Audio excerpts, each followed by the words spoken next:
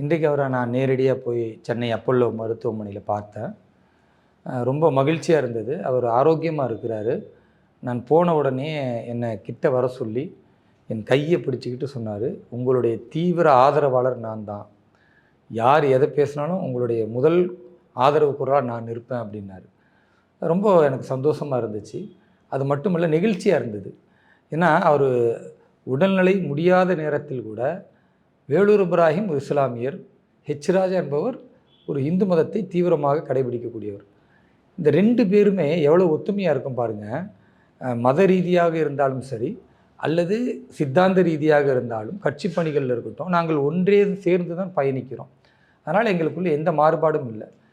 திரு H ராஜா அவர்களை பற்றி பரவலாக பல்வேறு பொய்யான விஷயங்கள் அல்லது அவர் சொல்கிறத வேறு மாதிரி திரித்து வெளியிடுவது, இதுதான் இஸ்லாமியர்களிடத்தில் ஒரு பெரிய எரிச்சலை ஏற்படுத்துவதற்கு திமுக செய்கிற சதி. அந்த சதியை இந்த நடைமுறை காலங்களில் நான் நிறைய உடைத்திருக்கிறேன். அவருடைய அன்பை தாண்டி அவருக்கு பிடித்த நபர்களில் ஒருவராக நான் இருப்பது என்பது எனக்கு ரொம்ப மகிழ்ச்சியாக இருக்குது. இன்னும் சொல்லப்போனால் அவர் பக்கவாதத்தால் பாதிக்கப்பட்டிருக்கிறார் அப்படின்லாம் சொன்னாங்க. வலது பக்கம் அவருக்கு முழுமையாக இயங்கலைன்னு. ஆனால் என்னை அருகே அழைத்து அவர் கையை உயர்த்தி என் கையை நல்லா இருக்க பிடிச்சு தான் உங்களுடைய தீவிர ஆதரவாளராக நான் இருப்பேன் அப்படின்னு சொன்னது மட்டும் இல்லாமல் முடிச்சுட்டு அப்படி கையை எடுத்து தம்ஸ்அப் பண்ணி காட்டினார். அதனால் அவர் பூரண குணம் பெற்றிருக்கிறார்.